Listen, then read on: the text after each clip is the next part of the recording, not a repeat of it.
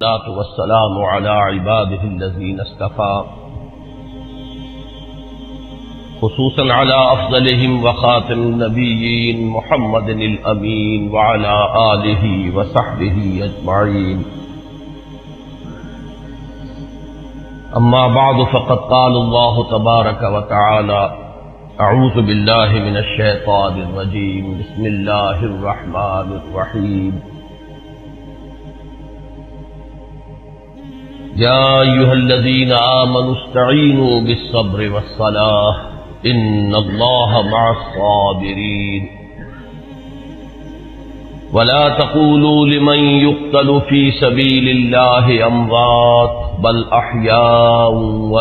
أحياء ولكن لا تشعرون. وَلَنَبْلُوَنَّكُمْ بِشَيْءٍ مِّنَ الْخَوْفِ وَالْجُوعِ وَنَقْصٍ مِّنَ الْأَمْوَالِ وَالْأَنفُسِ وَالثَّمَرَاتِ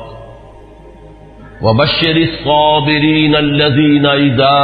أَصَابَتْهُم مُّصِيبَةٌ قَالُوا إِنَّا لِلَّهِ وَإِنَّا إِلَيْهِ راجعون. أولئك عليهم صلوات من ربهم ورحمة وأولئك هم المهتدون. وقال تبارك تعالى: فاستجاب لهم ربهم أني لا أضيع عمل عامل منكم من ذكر أو أنثى بعضكم من بعض فالذين هاجروا وأخرجوا من ديارهم وأوذوا في سبيلي وقاتلوا وقتلوا لأكفرن عنهم سيئاتهم ولأدخلنهم جنات تجري من تحتها الأنهار ثوابا من عند الله والله عنده حسن الثواب. صدق الله العظيم. رب اشرح لي صدري ويسر لي امري واحلل عقدة من لساني يفقهوا قولي. اللهم ربنا الهمنا رشدنا واعذنا من شرور انفسنا. اللهم ارنا الحق حقا وارزقنا اتباعه وارنا الباطل باطلا وارزقنا اجتنابه. اللهم وفقنا لما تحب وترضى. اللهم وفقنا أن نجاهد في سبيلك بأموالنا وأنفسنا. اللهم ارزقنا شهادة في سبيلك. آمين يا رب العالمين. حضرات، آج ذوالحجہ کی 25 تاریخ ہے اور ہمارے ہاں کچھ تاریخوں کا جو اختلاف ہے اس کی روح سے ہو سکتا ہے کہ 26 ہو. آج سے 1384 برس قبل تقریباً آج کے دن حضرت عمر فاروق رضی اللہ تعالی عنہ پر قاتلانہ حملہ ہوا تھا. اس لیے کہ بعض روایات میں 26 ذی الحجہ کا تعین ہوا ہے اور بعض میں الفاظ یہ آئے ہیں کہ ذوالحجہ کے 4 دن باقی تھے جس دن کے حضرت عمر رضی اللہ تعالی عنہ پر یہ قاتلانہ حملہ ہوا. حج سے واپسی کو ابھی چند ہی دن ہوئے تھے اور اسی سفر حج کے دوران حضرت عمر رضی اللہ تعالی عنہ نے ایک موقع پر زمین پر لیٹ کر اور ہاتھ آسمان کی طرف پھیلا کر اللہ سے دعا کی تھی کہ پروردگار، میری ذمہ داریاں بہت بڑھ گئی ہیں، اب میرے اعضاء میں ضعف ہے، میں کمزوری محسوس کر رہا ہوں، رعیت بہت بڑھ گئی ہے جس کی ذمہ داری ہے، تو مجھے تو اپنے پاس بلا لے اور اٹھا لے اس سے پہلے کہ میں اپنی ان ذمہ داریوں کے بارے میں مسئول بن جاؤں اور ان کا حق ادا نہ کر سکوں. تو روایات میں آتا ہے کہ اس کے بعد چند ہی دن اس دنیا میں انہوں نے بسر کیے ہیں. اس کے بعد یہ قاتلانہ حملہ ہوا. 3 دن آپ زندگی اور موت کی کشمکش میں مبتلا رہے ہیں. ابو لولو فیروز ایک مجوسی ایرانی غلام تھا حضرت مغیرہ ابن شعبہ کا رضی اللہ تعالی عنہ. حضرت عمر نے خاص قاعدہ بنایا ہوا تھا، غیر مسلموں کے مدینے میں داخلے پر پابندی تھی. حضرت مغیرہ ابن شعبہ نے خاص طور پر سفارش کر کے حضرت عمر سے اجازت حاصل کی ابو لولو فیروز کے لیے کہ اسے مدینے میں آ کر کام کرنے کی اجازت دی جائے، اس لیے کہ وہ بہت سے فنون سے واقف ہے. حضرت عمر نے اجازت دے دی. چند دنوں کے بعد وہ فریادی بن کر حاضر ہوا حضرت عمر رضی اللہ تعالیٰ عنہ کی خدمت میں کہ میرے آقا جو ہیں حضرت مغیرہ ابن شعبہ رضی اللہ تعالیٰ عنہ وہ مجھ سے بہت زیادہ ٹیکس وصول کرتے ہیں. یعنی یہ معاملہ تھا کہ جو غلام ہوتے تھے وہ اپنا کام کرتے تھے لیکن اپنی آمدنی میں سے ایک حصہ وہ اپنے ان آقاؤں کو دیتے تھے کہ جن کی وہ غلامی میں تھے. تو حضرت مغیرہ ابن شعبہ نے جو مقدار مقرر کی 2 درہم روزانہ، اس پر اس نے احتجاج کیا کہ یہ بہت زیادہ ہے. حضرت عمر رضی اللہ تعالیٰ عنہ نے اس سے سوال کیا کہ تم کیا کیا کام جانتے ہو؟ جب اس نے گنوائے کہ میں یہ کام جانتا ہوں تو حضرت عمر نے فیصلہ کیا کہ پھر یہ 2 درہم روزانہ زیادہ نہیں. اس پر وہ بہت غضبناک ہوا. حضرت عمر نے بھی اس سے ایک فرمائش کی کہ میرے لیے ایک ایسی چکی بنا دو جو ہوا سے چلتی ہو اور وہ آٹا پیسے. تو اس نے اسی غصے میں یہ کہا کہ ہاں آپ کے لیے تو میں ایسی چکی بناؤں گا جس کی یاد رہتی دنیا تک باقی رہے. اس پر حضرت عمر نے جب وہ چلا گیا تو جو لوگ مجلس میں حاضر تھے ان سے آپ نے فرمایا کہ یہ شخص مجھے قتل کی دھمکی دے گیا ہے. لیکن نوٹ کیجئے کہ اسلام نے جو نظام دیا ہے نوع انسانی کو، وہ نظام جو محمد رسول اللہ صلی اللہ علیہ وسلم نے عطا فرمایا، اور جیسا کہ میں نے بارہا عرض کیا ہے کہ اگر اس کو پوری طرح شباب میں دیکھنا ہو، للی ان بلوم جسے کہتے ہیں انگریزی میں، ایک پھول پوری طرح کھل گیا ہو، اگر وہ نظام اس کیفیت میں آپ دیکھنا چاہیں تو وہ در حقیقت خلافت عمر فاروق کا دور ہے رضی اللہ تعالی عنہ. وہ تمام خصائص، وہ تمام برکات جو اس نظام میں ہیں، نظام عدل اجتماعی، وہ اپنے نقطۂ عروج پر نظر آتے ہیں حضرت عمر فاروق رضی اللہ تعالی عنہ کے عہد خلافت میں. اسی نظام کا ایک پہلو یہ بھی ہے کہ انسان طبعاً آزاد ہے، اس کی آزادی پر کوئی قدغن، کوئی بندش بغیر کسی ثبوت کے نہیں لگائی جا سکتی. خود حضور صلی اللہ علیہ وسلم کے زمانے کا ایک واقعہ ہے کہ کسی شخص کو، مدینے کے کسی شخص کو کسی شبہ میں گرفتار کیا گیا. حضور خطبہ دے رہے تھے کہ ایک شخص نے کھڑے ہو کر کہا کہ میرے پڑوسی کو کس جرم کی پاداش میں گرفتار کیا گیا. حضور نے اعراض فرمایا، اس کی بات کا نوٹس نہیں لیا. دوسری طرف آپ نے رخ کر لیا، وہ ادھر پھر آ گیا، اس نے پھر سوال کیا تو حضور نے فوراً حکم دیا کہ اس کو رہا کر دیا جائے. یعنی یہ کہ اگر کوئی ثبوت موجود نہیں ہے تو معلوم ہوا حضور صلی اللہ علیہ وسلم کے اس طرز عمل سے کہ پھر واقعتاً اس کو گرفتار رکھنا، اسیری میں رکھنا، محبوس رکھنا پھر یہ صحیح نہیں ہے، بلکہ اس کو رہا کر دیا جانا چاہیے. یہی معاملہ ہمیں نظر آتا ہے اپنی اس آخری تکمیلی شان میں کہ حضرت عمر یقین کے ساتھ یہ بات کہہ رہے ہیں کہ یہ شخص مجھے قتل کی دھمکی دے گیا ہے. اور عمر فاروق رضی اللہ تعالی عنہ کوئی عام انسان نہیں ہے. 10 برس سے زائد عرصہ ہو چکا ہے کہ اسلام کی چکی جو چل رہی ہے تو اس کے مرکز جو ہے، اس کے جیسے کہ میں نے مثال دی تھی کہ حضرت علی رضی اللہ تعالی عنہ نے جب ایک موقع پر فارس کے محاذ پر، ایران کے محاذ پر صورتحال کچھ مخدوش ہو گئی تھی تو حضرت عمر نے یہ ارادہ کیا تھا کہ وہ خود محاذ پر جائیں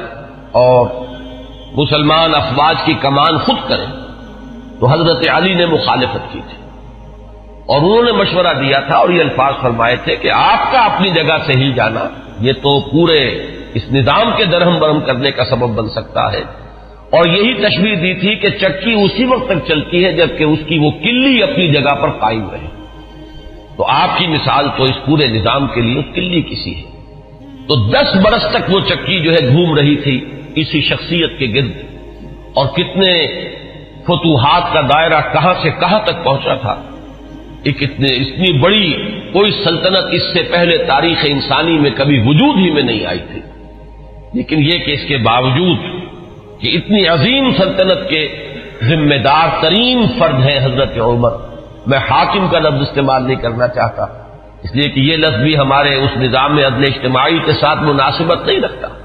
نہ وہ حاکم تھے نہ حکمران تھے، وہ تو سید القوم خادمہم کی کامل مثال جو ہو سکتی ہے وہ حضرت عمر فاروق ہے رضی اللہ تعالی عنہ. لیکن یہ کہ اس نظام کی ذمہ دار ترین شخصیت ہے حضرت عمر، لیکن انہوں نے اپنے حفاظت کا کوئی اہتمام نہیں کیا، کوئی باڈی گارڈ کا انتظام نہیں کیا. دوسری طرف یہ کہ اس شخص کو قید نہیں کیا، اسے مدینے سے شہر بدر نہیں کیا، بلکہ یہ کہ چونکہ یقین ہے اس بات پر کہ زندگی اور موت اللہ کے ہاتھ میں ہے، لہذا وہ ہمیں نظر آتا ہے کہ ایک طرف توکل اس کی یہ شان ہے، دوسری طرف فراست کا یہ عالم ہے کہ اس کے اس جملے کی بات آپ نے پالی ہے کہ یہ مجھے قتل کی دھمکی دے گیا ہے. تیسری طرف اسلامی نظام میں لوگوں کی آزادی کا جو عالم ہے وہ نمایاں ہو رہا ہے. ایک ایسے شخص کو جس کے بارے میں شک ہے اس کو گرفتار نہیں کیا جا رہا، اس کے خلاف کوئی تعذیبی کارروائی نہیں ہو رہی. بہرحال اس شخص نے چند ہی دن کے بعد فجر کی نماز جب حضرت عمر فاروق ادا کرنے کے لیے آگے بڑھے ہیں اور آپ نے نیت باندھی ہے، یہ شخص پہلی صف میں موجود تھا اور اس کا خنجر جو ہے 2 دھاری خنجر، دونوں طرف اس کے جو ہے وہ دھار تھی، اس کو اس نے حضرت عمر رضی اللہ تعالی عنہ پر جو وار کیے تو 6 وار حضرت عمر پر اس نے پے بپے کیے. حضرت عمر گر گئے رضی اللہ تعالی عنہ. حضرت عبد الرحمن ابن عوف نے مختصر ترین صورتوں کے ساتھ پھر وہ نماز فجر ادا کروائی. نماز کا یہ عالم ہے کہ یہ نہیں ہوا کہ وہ درہم برہم ہو گیا ہو نظام، لیکن یہ کہ چونکہ جیسے کہ میں ابھی یہ لفظ استعمال کر رہا تھا کہ اس وقت جو وہ نظام مملکت تھا یا نظام حکومت تھا اس میں مرکزی حیثیت حضرت عمر فاروق کی تھی رضی اللہ تعالی عنہ، اسی طرح اسلام کے نظام میں یہ اقامت صلاۃ ہے کہ اس کی وہی اہمیت ہے کہ اگرچہ حضرت عمر فاروق زخمی ہو گئے گر گئے لیکن جماعت کا نظام وہ درہم برہم نہیں ہوا ہے. نماز ادا کی گئی ہے 2 رکعتیں جو ہیں مختصر ترین قرات کے ساتھ. پھر لوگوں نے اس کو پکڑنے کی کوشش کی ہے تو اس نے مزید وار کر کے 13 افراد کو اور زخمی کیا. ایک شخص جب اس طریقے سے بکھرا ہوا ہو اور دوسرے لوگ تیار نہ ہو تو صورتحال سمجھ میں آتی ہے. ان میں سے 6 حضرات جو ہیں وہ شہید ہو گئے. معاملہ صرف حضرت عمر کا نہیں، پکڑنے کی جب کوششیں ہر طرح سے ناکام ہو گئی تو کسی عراقی شخص کے بارے میں آتا ہے کہ اس نے کوئی کپڑا کمبل وغیرہ اس کے اوپر ڈالا ہے تب وہ قابو میں آیا ہے، لیکن پھر اس نے فوراً خودکشی کر دی. حضرت عمر رضی اللہ تعالیٰ عنہ نے سوال کیا، جیسے ہی آپ اس قابل ہوئے کہ سوال کر سکیں کہ میرا قاتل کون ہے. جب بتایا گیا کہ وہی ابو لولو فیروز ہے تو آپ نے اللہ کا شکر ادا کیا کہ اللہ کا شکر ہے کہ میرا قاتل کوئی مسلمان نہیں ہے. یعنی جو بات کے 12-13 برس بعد ہونے والی تھی، حضرت عثمان رضی اللہ تعالیٰ عنہ کے قاتلین وہ جو بھی آپ انہیں کہیں نام نہاد مسلمان تھے، کلمہ گو تھے، وہ محمد الرسول اللہ صلی اللہ علیہ وسلم کا کلمہ پڑھنے والے تھے، کلمہ شہادت کو انہوں نے اپنے لیے ڈھال بنایا. اس سے جو فتنہ شروع ہوا ہے جس کو میں اس سے پہلے بیان کر چکا ہوں کہ الفتنۃ الکبریٰ، سب سے بڑا فتنہ جو ہے وہ حضرت عثمان رضی اللہ تعالیٰ عنہ کی شہادت سے شروع ہوا ہے. اس سے پہلے یہ معاملہ اگرچہ حادثۃ الکبریٰ تو اسے آپ کہہ سکتے ہیں بہت بڑا حادثہ ہے، لیکن یہ ہے کہ اس سے کسی فتنے کا آغاز نہیں ہوا، بلکہ یہ کہ اس کے بعد بھی وہ چکی اسی طرح چلتی رہی. کم و بیش 10 برس ہے حضرت عثمان رضی اللہ تعالیٰ عنہ قید خلافت کے کہ وہ بھی اسی شان کے حامل ہے، وہی یکجہتی ہے، وہی امن و امان ہے. اسی طرح فتوحات کا سلسلہ جاری ہے. انقلاب محمدی علی صاحب الصلاۃ والسلام کا سیلاب جو ہے وہ بڑھ رہا ہے اسی شان سے، جو میں نے بارہا آپ کو سنایا ہے اقبال کا یہ مصرع کہ تھمتا نہ تھا کسی سے سیل رواں ہمارا. تو کم و بیش 10 برس اس کے بعد یہ کیفیت طاری رہی ہے تو اس سے کسی بڑے فتنے کا آغاز نہیں ہوا۔ حضرت عمر رضی اللہ تعالی عنہ پر یہ قاتلانہ حملہ ہوا ہے 26 یا یہ کہ 25، 26، 27 ان میں سے کوئی تاریخ ہوگی، 4 دن بقایا تھے۔ اب اگر 30 کا مہینہ ہو تو اس کی تاریخ اور بن جائے گی، 29 کا ہو تو کچھ بدل جائے گی، تقریباً وہ آج کا دن ہی پڑتا ہے، اور یہ ہے سن 23 ہجری۔ انتقال ہوا ہے تو پھر تدفین جو ہوئی، حضرت صہیب رومی رضی اللہ تعالی عنہ کے بارے میں وصیت تھی کہ وہ میری نماز جنازہ ادا کریں، اس کی امامت کریں، تو یکم محرم الحرام سن 24 ہجری کو تدفین ہوئی ہے۔ تدفین کا یہ واقعہ بھی بڑا اہم ہے، اور آپ سب حضرات کے علم میں ہوگا کہ حضرت عمر نے اپنے صاحبزادے عبداللہ ابن عمر رضی اللہ تعالی عنہما کو بھیجا حضرت عائشہ کی خدمت میں کہ میری بڑی خواہش ہے کہ آپ کے حجرے میں میں دفن ہو جاؤں جہاں محمد رسول اللہ صلی اللہ علیہ وسلم اور حضرت ابوبکر صدیق رضی اللہ تعالی عنہ مدفون تھے۔ حضرت عائشہ نے فرمایا، اور اس سے جو مقام ان کی نگاہ میں تھا حضرت عمر کا وہ بھی ظاہر ہوتا ہے کہ کس طرح انہوں نے اِثار کیا ہے، کس قدر ان کے لیے یہ مرحلہ کٹھن ہوگا فیصلے کا کہ اس حجرے میں صرف ایک قبر کی جگہ اور تھی۔ حضرت عائشہ نے فرمایا ام المومنین رضی اللہ تعالی عنہ کہ یہ جگہ میں نے اپنے لیے مخصوص کی ہوئی تھی، میں چاہتی تھی کہ میں خود یہاں دفن ہوں، اور اس میں کوئی حرج نہیں تھا، اس لیے کہ حضور دفن تھے وہاں، وہ آپ کے شوہر تھے، حضرت ابوبکر دفن تھے، وہ ان کے والد تھے، لیکن میں عمر کو اپنی ذات پر ترجیح دیتی ہوں، لہذا میں اجازت دیتی ہوں کہ حضرت عمر کو وہاں دفن کر دیا جائے۔ جب حضرت عمر کے پاس واپس آئے حضرت عبداللہ ابن عمر، اور آپ نے پوچھا ہے کہ کیا جواب لائے، اور جواب دیا گیا کہ اجازت ہو گئی ہے، تو فرمایا کہ یہ آخری آرزو تھی زندگی کی، اللہ کا شکر ہے کہ وہ پوری ہو گئی۔ یہ جو حادثہ فاجعہ ہے، جہاں تک اس کے تاریخی پس منظر کا تعلق ہے وہ میں نے بارہا بیان کیا ہے، اور وہ در حقیقت سمجھ میں آتا ہے فلسفہ انقلاب کی روشنی میں۔ اگر فلسفہ انقلاب سامنے ہو تو یہ تمام واقعات جو ہے آئسولیٹڈ ایونٹس کی حیثیت سے پھر سامنے نہیں آتے، علیحدہ علیحدہ واقعات اور حوادث نہیں ہے، بلکہ یہ کہ ان کے مابین ایک ربط جو ہے وہ سامنے آ جاتا ہے۔ یہی فرق ہے تاریخ اور فلسفہ تاریخ میں۔ تاریخ اپنی جگہ ایک شعبہ علم ہے، اور فلسفہ تاریخ اپنی جگہ ایک مستقل فن ہے۔ تاریخ میں واقعات جو ہے وہ پیش نظر ہوتے ہیں، اور فلسفہ تاریخ جو ہے وہ ان واقعات کا پس منظر، ان کے اسباب و علل، ان کے عواقب و نتائج، پھر ان کے مابین ربط اور تعلق جو ہے وہ ان کو تلاش کرتا ہے۔ ظاہر بات ہے کہ اس دنیا میں جو حوادث رونما ہوتے ہیں، جو واقعات ہیں، کوئی نہ کوئی ان کے اسباب کا سلسلہ ہوتا ہے، کہ جیسے آپ کو معلوم ہے کہ فساد خون ہے تو پھوڑا کہیں ادھر نکل آیا، کہیں ادھر نکل آیا، کہیں ٹانگ پہ نکل آیا، کہیں بازو پر نکل آیا، تو وہ علیحدہ علیحدہ پھوڑے نظر آتے ہیں، لیکن یہ کہ ایک طبیب جانتا ہے کہ در حقیقت یہ ایک ہی مرض ہے جس کا کہ یہ ظہور ہو رہا ہے، سبب ایک ہے، یہ سلسلہ اندر جو ہے جڑا ہوا ہے۔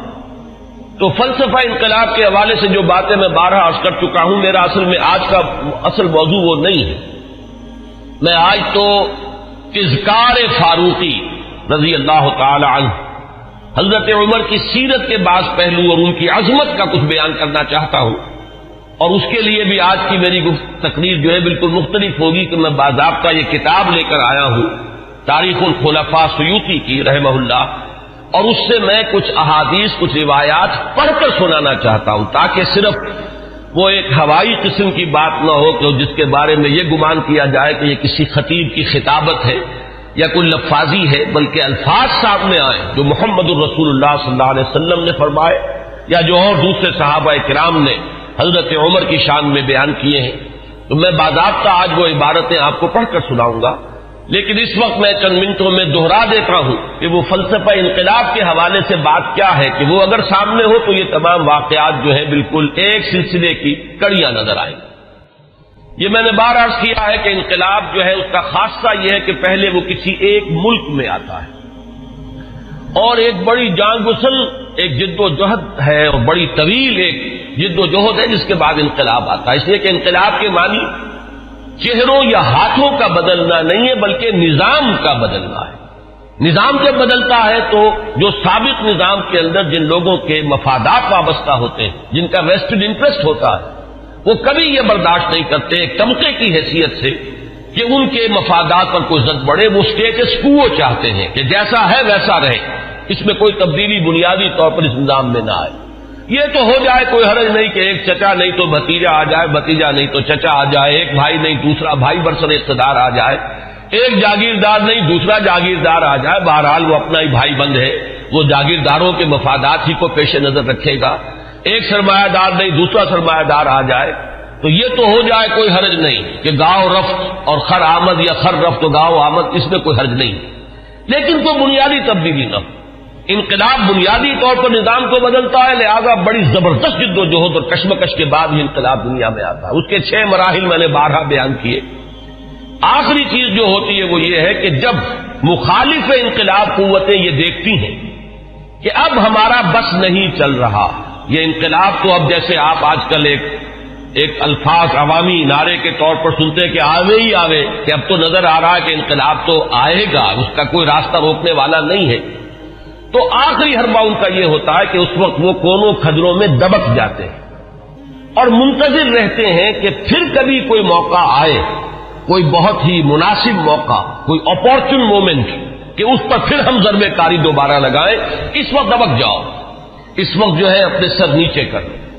اس کو کہتے ہیں کاؤنٹر ریولیوشنری موومنٹ. تو حضور صلی اللہ علیہ وسلم کی 20 سالہ جد و جہد کے نتیجے میں جب عرب میں انقلاب کی تکمیل ہو گئی تو مخالف انقلاب قوتوں نے بھی اس وقت جو ہے گردن جھکا دی.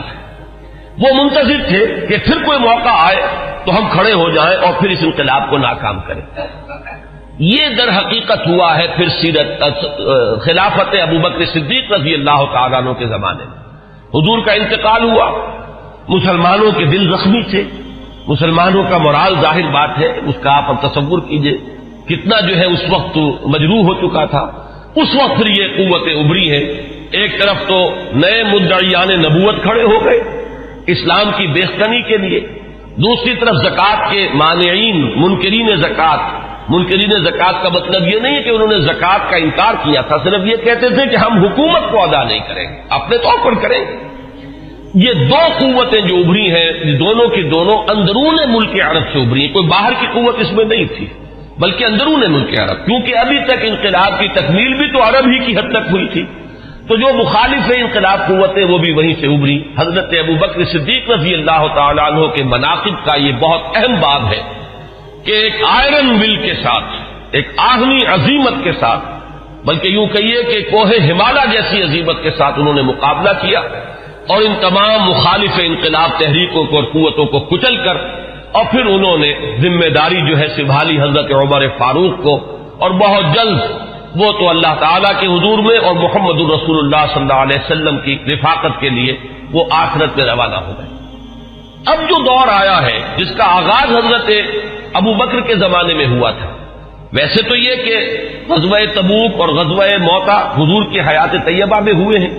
لیکن ابھی تک کوئی فتوحات کا دائرہ جو ہے حضور کے زمانے میں نہیں تھا. حضرت ابو بکر کے زمانے میں فتوحات کا معاملہ شروع ہوا. شام میں پیش قدمی ہوئی، کچھ عراق کے اندر بھی پیش قدمی ہوئی. یہ شام عرب، عراق عرب، اصل میں یہ عرب ہی کے ملک کے حصے ہیں جن پر کے چونکہ زرخیز علاقے تھے تو اس وقت کی دو سپر پاورز نے قبضہ کیا ہوا تھا. شام عرب پر قبضہ تھا سلطنت روما کا اور عراق عرب پر قبضہ تھا سلطنت فارس کا. تو اصل میں تو یہ عرب علاقے تھے. بہرحال حضرت ابوبکر صدیق کے زمانے میں فتوحات ہوئی، کچھ شام میں کچھ عراق میں. پھر اصل جو فتوحات کا سیلاب تھا وہ حضرت عمر کے زمانے میں آگے آیا ہے اور اس میں آپ کو معلوم ہے پورا شام فتح ہوا، پورا ایران فتح ہوا اور کہاں سے کہاں تک حدود پہنچ گئے. اب جو مخالف انقلاب قوتیں ابھری ہیں ظاہر بات ہے کہ وہ اب بیرون سے تھیں. ایک اندرون سے سازش، یہودی سازش عبداللہ ابن سبا کی، اور دوسری طرف یہ کہ عجمی انتقام. اس لیے کہ جہاں تک تعلق ہے سلطنت روما کا، ایک تو یہ کہ وہ بالکل ختم نہیں ہوئی تھی، ابھی اس کے شمالی افریقہ کے مقبوضات بھی بقایا تھے، ابھی اس کے پاس جس کو آپ ایشیا مائنر کہتے ہیں، ایشیائی کوچک، وہ بھی باقی تھا، اس کے اور یورپین مقبوضات بھی ابھی باقی تھے، تو وہ بالکل ختم نہیں ہوئی تھی. صرف یہ ہے کہ یوں سمجھیے کہ ایک ٹانگ اس کی ٹوٹ گئی تھی کہ ویسٹ ایشیا سے تقریباً اسے بے دخل کر دیا گیا. جبکہ سلطنت ایران کا معاملہ یہ کہ وہ تو بالکل ختم ہو گئی، اس کی دھجیاں اڑ گئیں، اس کا کوئی وجود نہیں رہا. وہ جو سلسلہ چلا آ رہا تھا ان کے ہاں ایک شہنشاہی سلسلہ، وہ ختم ہو کر رہ گیا۔ اس اعتبار سے جو اصل رد عمل ہوا ہے اس مرحلے پر وہ ایران کی طرف سے ہوا ہے۔ ایرانی ویسے بھی شاہ پرست اور نسل پرست لوگ ہیں، ان کے اندر اپنی نسل کی برتری کا اور عربوں کی تحقیر کا جذبہ جو ہے یہ ہمیشہ سے پایا جاتا ہے کہ عربوں کو وہ کچھ تسلیم کرنے کو تیار ہی نہیں تھے۔ اب جب حضرت عمر کے ہاتھوں یہ معاملہ ہوا اور سلطنت کسریٰ جو ہے پارا پارا ہو گئی اور اس کا سلسلہ ختم ہو گیا، تو در حقیقت اب دوسرا انتقام جو ہے وہ آیا ہے یہ باہر سے۔ اور یہ جو معاملہ تھا حضرت عمر کی شہادت کا، یہ کوئی آئسولیٹڈ فیکٹ نہیں ہے، آئسولیٹڈ ایونٹ نہیں ہے، اگرچہ جیسے اس کو میں نے بیان کیا واقعات تو یہی ہیں، اس سے زیادہ جو ہے اس کا کوئی ثبوت تو تاریخ کے اندر جو ہے ہمیں نہیں مل سکے گا، لیکن یہ ہے کہ یہ سب کو معلوم ہے کہ جو گورنر تھا ایک ایرانی وہ اس کی پشت پر تھا، اور اس گورنر ہی کی شہ پر اس نے یہ سارا اقدام کیا ہے، اور مجوسی تھا، ایرانی تھا، اس نے انتقام لیا ہے حضرت عمر فاروق رضی اللہ تعالی عنہ سے۔ اس کے بعد یہ بات آگے بڑھی، اور جیسا کہ میں نے عرض کیا کہ پھر یہودی سازش بھی جب سامنے آئی ہے، اور پھر یہودی سازش اور عجمی انتقام، یہ دونوں نے مل کر پھر وہ شکل اختیار کی ہے کہ جو الفتنۃ الکبریٰ حضرت عثمان رضی اللہ تعالیٰ عنہ کی شہادت جو جس کا نتیجہ نکلی۔ تو اگر اس کو آپ سمجھیں گے تو یہ بالکل سمجھ میں آنے والی بات ہے، یہ کوئی ایسا نہیں ہے کہ کوئی بالکل ہی یعنی انوکھی باتیں ہو، بلکہ یہ سمجھ میں آنے والی باتیں ہیں، تاریخ کے یہ حقائق ہیں، ان اصولوں کو سامنے رکھا جائے تو ہر چیز اپنے صحیح پرسپیکٹو میں نظر آ جاتی ہے۔ لیکن جیسا کہ میں نے عرض کیا، میں آج اس سلسلے میں کچھ زیادہ عرض نہیں کرنا چاہتا، میں یہ چاہتا ہوں کہ حضرت عمر کے مناقب میں آج آپ کو باضابطہ کچھ روایات پڑھ کر سناؤں اور ان کے ترجمے کے حوالے سے بات آپ کے سامنے رکھوں۔ سب سے پہلی بات ان کی شخصیت کے ضمن میں یہ ہے کہ اگرچہ ایک روایت تو یہ بھی ملتی ہے، علامہ ذہبی نے یہ رائے ظاہر کی ہے کہ حضرت عمر جب ایمان لائے ہیں تو ان کی عمر 27 برس تھی رضی اللہ تعالی عنہ، لیکن یہ کہ غالباً انہیں مغالطہ ہوا ہے۔ امام نووی رحمہ اللہ نے جو کچھ لکھا ہے وہ میں پڑھ کر سنا رہا ہوں۔ ولد عمر بعد الفیل ب13 سنہ، حضرت عمر رضی اللہ تعالی عنہ کی ولادت ہوئی ہے عام فیل کے 13 سال بعد۔ یہ آپ کو معلوم ہوگا کہ عام الفیل جو ہے، جس سال کے ابرہہ نے حملہ کیا تھا خانہ کعبہ پر، وہ آیا تھا لے کر مکے پر چڑھائی کے لیے، اپنے ہاتھیوں کے ساتھ اپنا ایک لشکر جرار لے کر آیا تھا، اسی سال حضور کی ولادت باسعادت ہوئی۔ 13 برس بعد حضرت عمر کی ولادت ہے، گویا کہ جب آفتاب نبوت طلوع ہوا ہے، یعنی جب کہ وحی کا آغاز ہوا ہے، تو حضرت عمر رضی اللہ تعالیٰ عنہ کی عمر 27 برس تھی۔ اور چھٹے سال، اس پہ بالکل اتفاق ہے کہ چھٹے سال نبوت میں، یعنی جب کہ حضور صلی اللہ علیہ وسلم کو آغاز وحی کو آپ پر 6 برس ہو چکے تھے، اس سال یہ ایمان لائے، اس میں کسی اختلاف کی گنجائش نہیں ہے، بلکہ یہ کہ حضرت حمزہ رضی اللہ تعالیٰ عنہ کا بھی چونکہ سال ایمان لانے کا سال وہی ہے، لہذا اس میں ذرا سا مجھے آج تحقیق کرنی پڑی تو معلوم ہوا کہ حضرت حمزہ پہلے ایمان لائے ہیں، حضرت عمر بعد میں۔ فرق جو ہے وہ صرف 3 دن کا ہے، حضرت حمزہ 3 دن قبل ایمان لائے ہیں اور حضرت عمر رضی اللہ تعالی عنہ یہ 3 دن کے بعد ایمان لائے۔ تو جس وقت وہ ایمان لائے ہیں اس کا مطلب یہ ہے کہ 33 برس عمر تھی حضرت عمر رضی اللہ تعالی عنہ کی، اور جب آپ کا انتقال ہوا ہے، شہادت ہوئی ہے، تو 63 برس عمر تھی، اور یہ وہی عمر ہے جس میں کہ حضور صلی اللہ علیہ وسلم کا انتقال ہوا اور حضرت ابوبکر کا انتقال ہوا۔ یعنی جو قرب اور اعتبارات سے ہے، صاحبین کو، شیخین کو، جو بھی آپ انہیں کہیں، حضرت ابوبکر حضرت عمر رضی اللہ تعالی عنہما، ان دونوں کی جو مشابہتیں حضور کے ساتھ ہیں وہ اس پہلو سے بھی ہے کہ اس دنیاوی زندگی جو ہے اس کا کی وہی مقدار ہے، اتنے ہی عرصے حضور اس دنیا میں رہے ہیں، اس حیات دنیاوی میں، اور اتنے ہی عرصے حضرت ابوبکر اور حضرت عمر رضی اللہ تعالی عنہما۔ اس کے بعد چند الفاظ جو امام نووی کے ہیں وہ میں آپ کو پڑھ کر سنا رہا ہوں۔ وَكَانَ مِنْ أَشْرَافِ قُرَيْشِ، قریش کے انتہائی جو باعزت گھرانے ہیں ان میں سے ان کا تعلق ہے، یہ بنو عدی سے تعلق رکھتے تھے، اور 8ویں پشت میں حضور کے ساتھ سلسلہ نسب حضرت عمر فاروق رضی اللہ تعالی عنہ کا مل جاتا ہے۔ وَإِلَيْهِ كَانَتِ السِّفَارَةُ فِي الْجَاهِلِيَّةِ، اب ان کا جو مقام جاہلیت میں تھا، اس میں بھی سمجھیے ایام جاہلیت سے مراد ہے اسلام لانے سے پہلے جو ان کا مقام اپنے اس نظام میں تھا جو قبائلی نظام تھا عرب کے اندر، قریش میں ان کی حیثیت کیا تھی؟ تو وَإِلَيْهِ كَانَتِ السِّفَارَةُ فِي الْجَاهِلِيَّةِ كَانَتْ قُرَيْشُ إِذَا وَقَعَتِ الْحَرْبُ بَيْنَهُمْ أَوْ بَيْنَهُمْ وَبَيْنَ غَيْرِهِمْ بَعَثُوا سَفِيرًا اے رسولا وَإِذَا نَافَرَهُمْ مُنَافِرٌ أَوْ فَاخَرَهُمْ مُفَاخِرٌ بَعَثُوهُ مُنَافِرًا أَوْ مُفَاخِرًا۔ اب یہ قبائلی زندگی کا پورا نقشہ اس عبارت میں آ گیا ہے کہ جہاں کہیں کوئی جنگ ہوتی تھی، جھگڑا ہوتا تھا قریش کا خود اپنے اندر دو گھرانوں کے مابین، یا قریش کا بحیثیت قبیلہ کسی دوسرے قبیلے سے، تو حضرت عمر کو سفیر کی حیثیت سے بھیجا جاتا تھا، یہ ان کا مقام۔ اور اگر کہیں کوئی مفاخرت ہو جاتی تھی، کہیں کسی بڑے شاعر اور خطیب نے کھڑے ہو کر وہ اپنے قبیلے کے جو ہے مفاخر بیان کیے، تو وہاں پر پھر مقابلے کے لیے بھی، اس تفاخر کے لیے بھی حضرت عمر کو بھیجا جاتا تھا۔ تو یہ ان کا مقام اپنی اس زندگی میں تھا۔ یہیں پر نوٹ کر لیجئے کہ حضرت ابوبکر صدیق رضی اللہ تعالیٰ عنہ کے بارے میں بھی میں نے آپ کو بتایا کہ اسلام لانے سے قبل قریش میں ان کا یہ مقام تھا کہ دیت کے فیصلے وہ کرتے تھے۔ قبائلی زندگی میں سب سے زیادہ نازک معاملہ ہوتا ہے مقدمات قتل کا فیصلہ، اور ظاہر بات ہے کہ اگر کہیں اپنے گھرانوں کے اندر ہی قتل کا معاملہ ہو گیا ہے تو جان کے بدلے جان کے بجائے اس میں کوشش کی جاتی تھی کہ جو بھی خون بہا ہے وہ دے کر تو جو قاتل ہے کیونکہ اپنے ہی قبیلے کا فرد ہے اس کی جان بچائی جائے۔ اب اس میں تعین کرنا کہ کتنا خون بہا ہو، یہ کام جو ہے حضرت ابوبکر رضی اللہ تعالیٰ عنہ کے سپرد تھا۔ تو اس سے بھی اندازہ ہوتا ہے کہ ان کا مقام اپنے اس نظام میں جو پہلے سے قائم تھا وہ کیا تھا۔ بالکل اسی طرح کا معاملہ جو ہے وہ حضرت عمر رضی اللہ تعالیٰ عنہ کا۔ حضرت عمر کے اسلام کے بارے میں بہت سی روایات آپ نے سنی ہوں گی، اور میں بھی پہلے کئی مرتبہ بیان کر چکا ہوں۔ میں نے جو اس دور میں مزید مطالعہ کیا تو معلوم ہوا کہ بعض روایات اور بھی ہیں کہ جس سے یہ اندازہ ہوتا ہے کہ جو ان کی ہمشیرہ اور بہنوئی حضرت فاطمہ بنت خطاب اور حضرت سعید ابن زید رضی اللہ تعالی عنہما، ان کے ساتھ جو واقعہ ہوا، اندازہ ایسا ہوتا ہے کہ وہ در حقیقت وہ آخری ضرب تھی جو حضرت عمر کے دل پر لگی ہے۔ اس سے پہلے بھی بعض مواقع پر کچھ ایسے ان کے ساتھ واقعات پیش آ چکے تھے کہ جس سے ان کے دل کے اندر ایک کشمکش جو ہے وہ شروع ہو چکی تھی۔ مثلا بعض روایات میں آتا ہے کہ ایک مرتبہ حضور صلی اللہ علیہ وسلم جب آ رہے تھے خانہ کعبہ کی طرف تو حضرت عمر نے بھی پیچھا کیا، اور وہ مخالفانہ انداز میں پیچھا کیا، لیکن حضور پہلے پہنچ چکے تھے،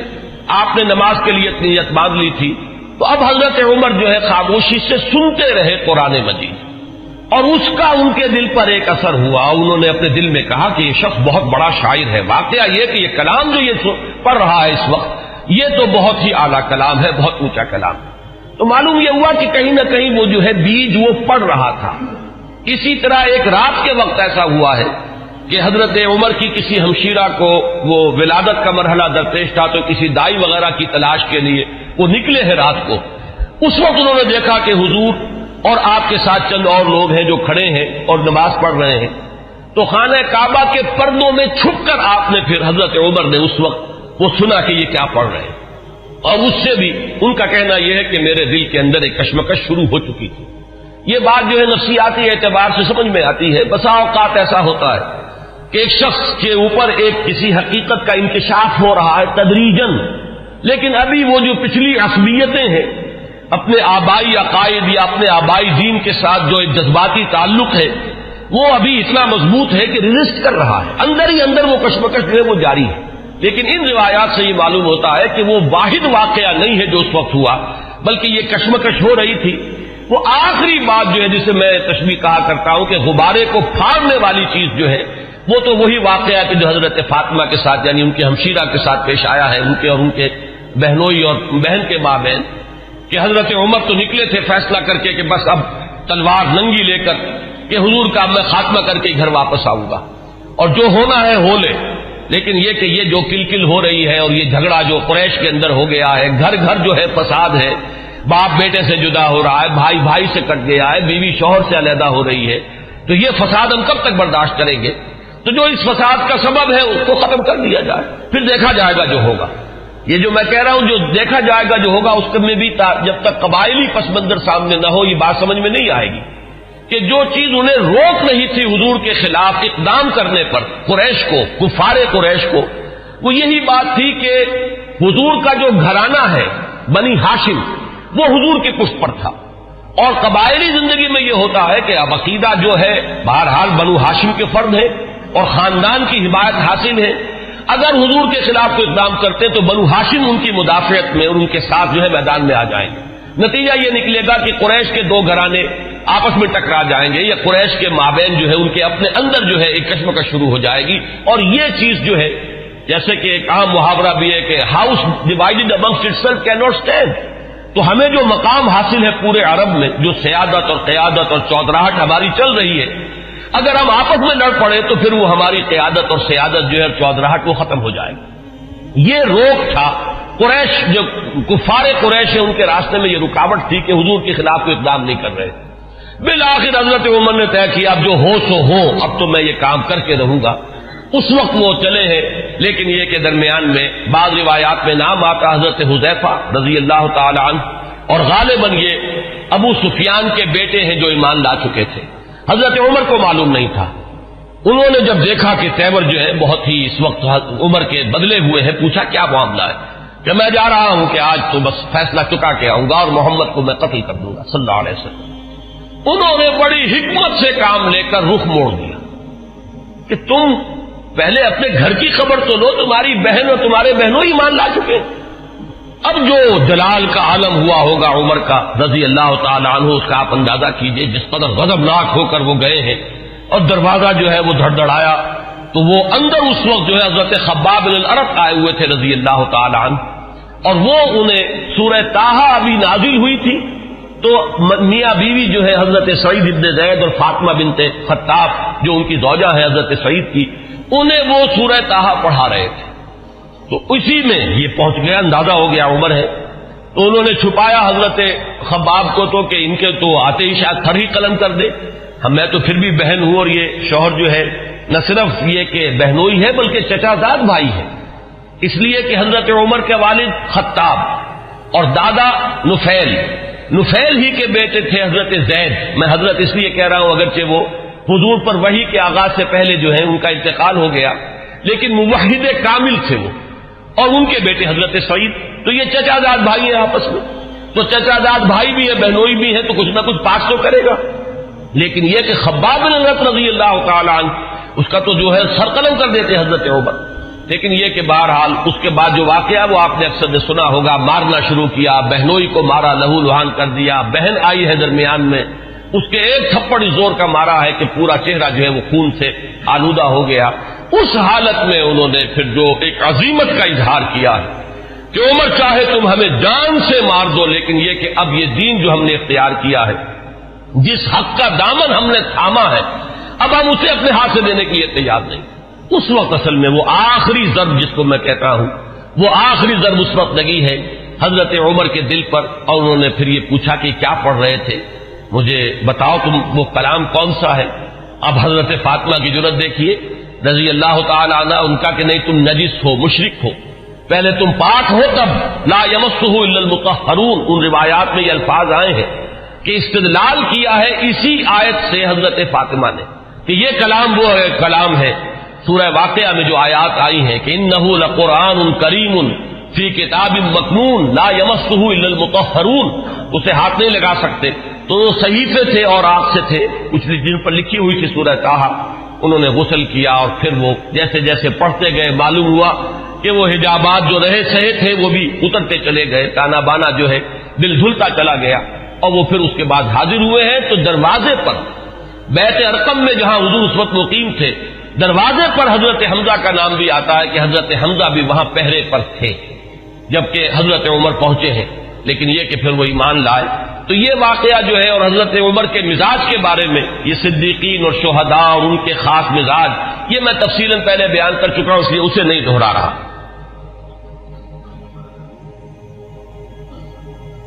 حضرت عمر کا جو مقام ہے صحابہ کرام میں، اس کے بارے میں علامہ سیوطی، بلکہ یہ کہ یہ علامہ نووی جو شارح ہیں مسلم شریف کے ان کے الفاظ میں اب آپ کو سنا رہا ہوں. هو احد السابقین الاولین واحد العشرۃ المشہود لهم بالجنہ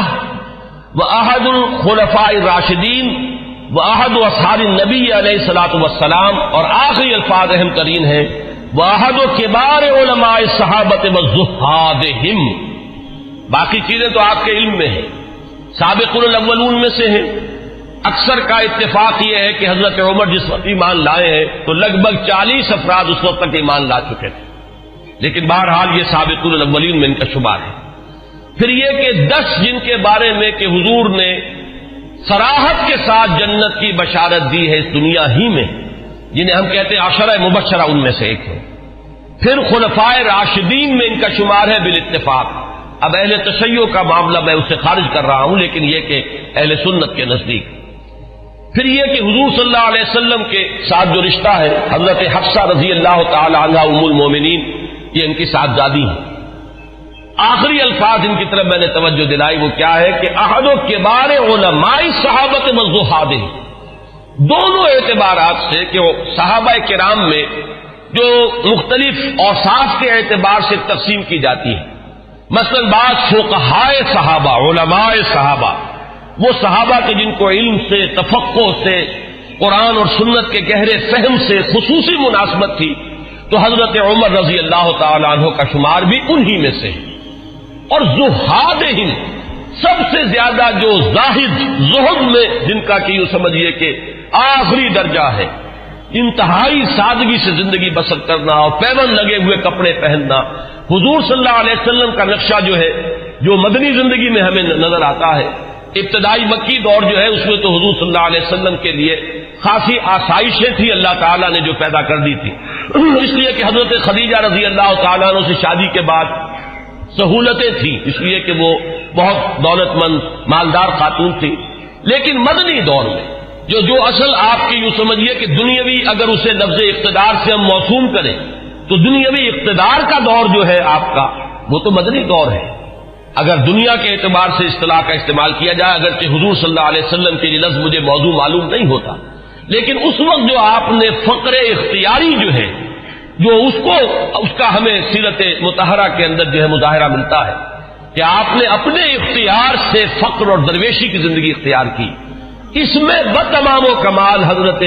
عمر فاروق اور حضرت ابوبکر صدیق رضی اللہ تعالی عنہما، یہ دونوں بھی بالکل عکس کامل نظر آتے ہیں حضور صلی اللہ علیہ وسلم کے اس زہد کا. تو وہ صحابہ کرام میں سے علماء اور فقہاء میں بھی چوٹی کے جو ہے ان میں ان کا شمار ہے. حضرت علی ان میں ہے، حضرت عائشہ ان میں ہے، مختلف جو ہے یہ حضرات ہیں، ان میں حضرت عمر ہے. پھر زہاد میں بھی جو سب سے زیادہ فقراء صحابہ کا جو نقشہ تھا، حضرت عمر نے اپنے اختیار سے وہی نقشہ اپنی زندگی میں اختیار کیا. کل 539 احادیث ہیں جو حضرت عمر سے بڑھوی. لیکن جو خاص بات نوٹ کرنے کی ہے کہ ان سے جو اجلہ صحابہ ہیں، جلیل القدر صحابہ، حضرت عثمان نے ان سے روایت کی، حضرت علی نے ان سے روایت کی، حضرت طلحہ نے ان سے روایت کی، سعد بن ابی وقاص نے ان سے روایت کی، عبد الرحمن ابن عوف ان سے روایت کرنے والے ہیں، ابن مسعود، حضرت ابو ذر، عمرو ابن عبسہ اور ان کے بیٹے خود حضرت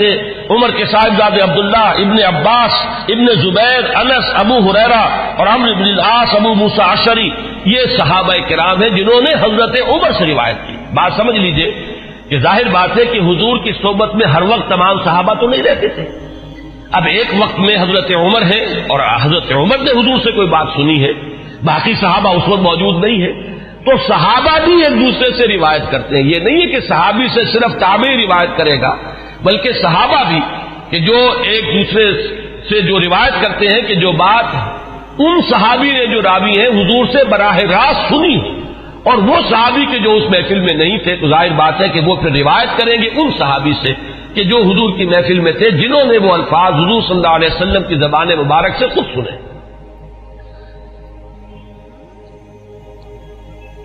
دو روایات اب میں آپ کو سنا رہا ہوں حضرت عمر کے اسلام کے ضمن میں جو حضور کی دعا منقول ہے. ایک دعا جو ہے اس میں مشہور ہے، عام طور پر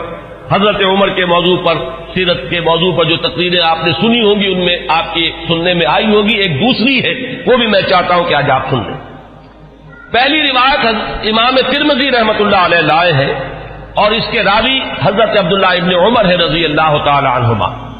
ان النبی علیہ الصلوۃ والسلام قال، حضور صلی اللہ علیہ وسلم نے فرمایا اللہم اعز الاسلام باحب هذین الرجلین الیک، بعمر بن الخطاب او بابی جہل بن ہشام. اور اسی روایت کو طبرانی نے حضرت ابن مسعود اور حضرت انس رضی اللہ تعالی عنہما سے روایت کیا. گویا کہ یہ تین روایتیں ہیں، لیکن یہ کہ سند کے اعتبار سے جو حضرت امام ترمذی کی روایت ہے وہ چونکہ اونچی ہے لہذا متن اس کا دیا ہے. باقی یہ روایت جو ہے طبرانی لائے ہیں حضرت عبداللہ ابن مسعود سے اور حضرت انس سے رضی اللہ تعالی عنہما کہ اے اللہ ان دو اشخاص میں سے جو تجھے محبوب ہو اس کے اسلام کے ذریعے سے اسلام کو عزت عطا فرما. کون ہے وہ دو اشخاص؟ حضرت عمر رضی اللہ تعالی عنہ، عمر بن الخطاب، اور عمر ابن ہشام. ابو جہل اس کی اصل میں کنیت ہے، نام اس کا عمر تھا. یہ عمر ہے وہ عمر ہے.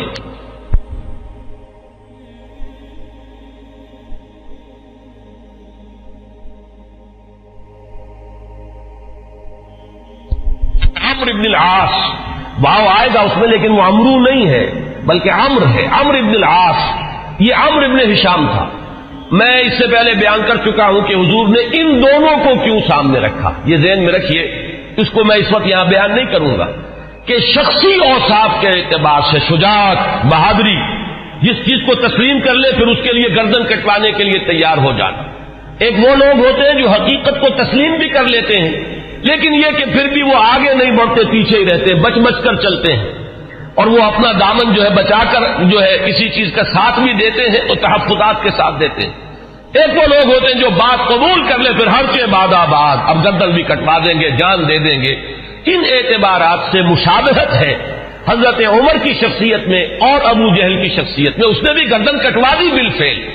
اپنے اس دین باطل کے لیے، اور اس کی جو وہ کیفیت ہے وہ بارہا میرے بیان میں آپ سن چکے ہیں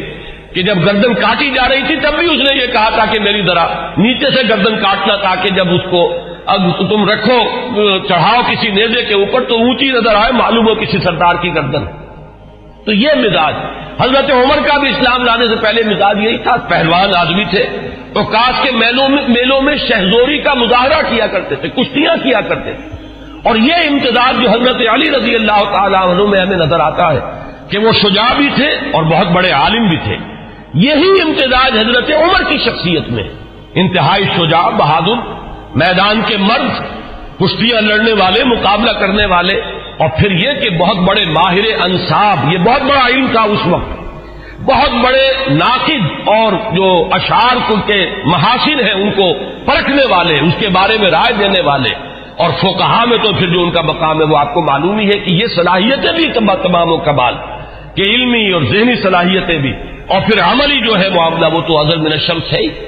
تو اس اعتبار سے ابو جہل ایک پہلو سے مشابہ تھا اگر وہ بھی ایمان لے آتا. اور سورہ علق جو ہے قرآن مجید کے 30ویں پارے میں جس میں شروع میں 5 آیتیں وہ ہے کہ جو تقریباً اجماع ہے کہ وہ اولین وہی ہے جو حضور پر ہوئی ہے، اس میں جس شخص کا ذکر ہے وہ یہی ابو جہل ہے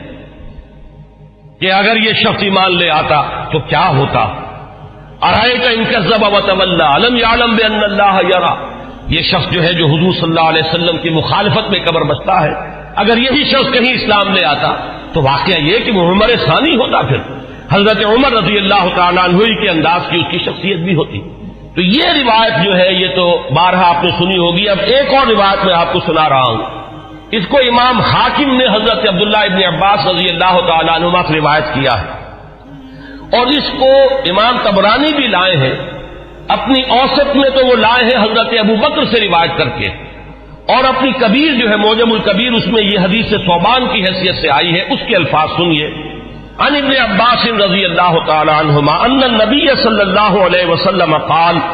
اللہم اعز الاسلام بعمر بن الخطاب خاصتا. اس روایت میں ابو جہل کا نام نہیں ہے بلکہ خاص طور پر گویا کہ حضرت عمر ہی کے لیے حضور صلی اللہ علیہ وسلم دعا فرمائی اور اللہ تعالیٰ نے قبول فرمائی. اسی لیے ہمارے ہاں علماء حضرت عمر کے لیے لفظ استعمال کیا کرتے مراد رسول، کہ جن کے لیے خاص طور پر حضور صلی اللہ علیہ وسلم نے دعا کی ہے اور اللہ تعالیٰ نے آپ کی دعا کو شرف قبول عطا فرمایا ہے اور حضرت عمر بن الخطاب کو ایمان کی توفیق عطا فرمائی. اب میں آپ کو کچھ تو وہ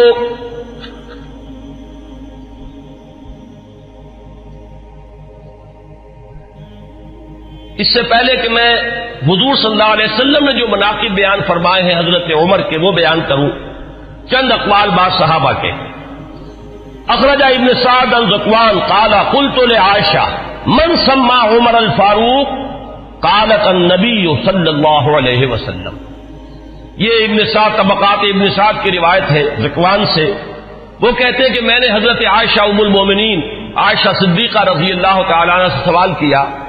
یہ لفظ فاروق حضرت عمر کے نام کا جز کیسے بن گیا؟ کس نے نام رکھا فاروق حضرت عمر کا؟ حضرت عائشہ نے فرمایا خود حضور نے صلی اللہ علیہ وسلم۔ اس کی وجہ کیا ہے اگلے اقوال میں وہ آ جائے گی کہ جب حضرت عمر ایمان لائے تو پہلا شخص جس نے اپنے ایمان کا برملا اعلان کیا ہے اور جا کے نماز پڑھی ہے خانہ کعبہ میں کھلم کھلا، وہ حضرت عمر ہے۔ گویا کہ انہوں نے حق و باطل کے مابین ایک حد فصل قائم کر دی، یا یوں کہیے کہ دو ادوار ہیں مکی دور میں، ان دو ادوار میں حد فاصل ہے، فرق کر دینے والے حضرت عمر ہے۔ باقی بات صحابہ کے اقوال میں آپ کو اور سنا رہا ہوں تاکہ ان کی بھی آپ کے سامنے جو کنٹینٹ ہے واضح ہو جائے۔ واخرج ابن ماجہ والحاکم عن ابن عباس رضی اللہ عنہما، امام ابن ماجہ یہ تو آپ کو معلوم ہے کہ صحاح ستہ میں شامل ہے، اور امام حاکم نے روایت کیا ہے حضرت عبداللہ ابن عباس رضی اللہ تعالی عنہما سے، قال وہ فرماتے ہیں لما اسلم عمر رضی اللہ عنہ نزل جبرائیل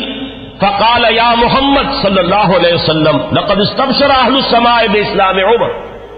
جب حضرت عمر ایمان لائے تو حضرت عبداللہ ابن عباس فرماتے ہیں کہ حضرت جبرائیل حاضر ہوئے حضور کی خدمت میں صلی اللہ علیہ وسلم علیہ الصلوۃ والسلام، اور انہوں نے یہ فرمایا کہ اے نبی صلی اللہ علیہ وسلم آسمان والے بھی خوشیاں منا رہے ہیں عمر کے اسلام لانے سے۔ واخرج البخاری عن ابن مسعود رضی اللہ عنہ قال ما زلنا عزة منذ اسلم عمر رضی اللہ عنہ۔ حضرت ابن مسعود رضی اللہ تعالی عنہ سے روایت ہے، امام بخاری کی روایت ہے، یہ صحیح بخاری کی روایت۔ وہ فرماتے ہیں کہ جب ایمان لے آئے حضرت عمر تو پھر ہم پر کمزوری نہیں رہی، پھر ہم قوت والے ہو گئے، عزت والے ہو گئے۔ اب وہ بات نہیں رہی کہ ہم دبے دبے تھے، بلکہ ہماری بھی اب جو ہے ہمتیں بن گئی۔ ابن سعد کی روایت ہے طبرانی اور ابن سعد کی ابن مسعود سے رضی اللہ تعالی عنہ، یہ ان کا قول ہے۔ کان اسلام عمر فتحا وکانت ہجرتہ نصرا وکانت امامتہ رحمتا وَلَقَدْ رَأَيْتُنَا وَمَا نَسْتَطِيعُ أَن نُّصَلِّيَ إِلَى الْبَيْتِ حَتَّى أَسْلَمَ عُمَرُ فَلَمَّا أَسْلَمَ عُمَرُ قَاتَلَهُمْ حَتَّى تَرَكُونَا فَصَلَّيْنَا۔ حضرت عبداللہ ابن مسعود جو ہے یہ مناقب میں بیان فرما رہے ہیں، حضرت عمر کا اسلام لانا گویا کہ اسلام کی فتح تھی، ان کی ہجرت اسلام کی نصرت تھی، ان کی امامت اسلام کے حق میں رحمت تھی، اور ہم اپنے آپ کو دیکھتے تھے یعنی ایمان لا چکے تھے لیکن ہم بیت اللہ میں نماز نہیں پڑھ سکتے تھے جب تک کہ عمر اسلام نہیں لے آئے۔ جب عمر اسلام لے آئے تو پھر انہوں نے مقابلہ کیا کفار کا، تو انہوں نے پھر ہم سے تعارض کرنا چھوڑ دیا، اب ہم نے بیت اللہ میں نمازیں پڑھنی شروع کر دی۔ یہی وہ لفظ ہے جس کی وجہ سے کہ حضرت عمر فاروق قرار پا رہے ہیں۔ واخرج ابن سعد والحاکم عن حذیفہ رضی اللہ عنہ لما اسلم عمر كان الاسلام كالرجل المقبل لا يزداد الا قربا فلما قتل عمر كان الاسلام كالرجل المدبر لا يزداد الا بعدا۔ یہ بہت ہی حکیمانہ قول ہے حضرت حذیفہ کا رضی اللہ تعالی عنہ، اور اسے امام حاکم نے اور ابن سعد نے دونوں نے روایت کیا ہے۔ یہ حضرت حذیفہ فرما رہے ہیں کہ جب حضرت عمر اسلام لے آئے تو اسلام ایک آنے والے شخص کے مانند ہو گیا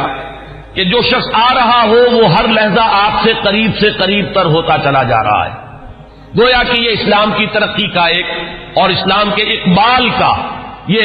ایک کی علامت بنا ہے حضرت عمر کا اسلام لانا۔ ولما قتل عمر، اور جب عمر شہید کر دیے گئے رضی اللہ تعالی عنہ، کان الاسلام کالرجل المدبر، تو اب اسلام ایک جانے والے شخص کے مانند ہو گیا، لا یزداد الا بعدا، کہ جو جانے والا ہے وہ ہر قدم جو اٹھاتا ہے وہ ہم سے اور دور ہوتا چلا جاتا ہے۔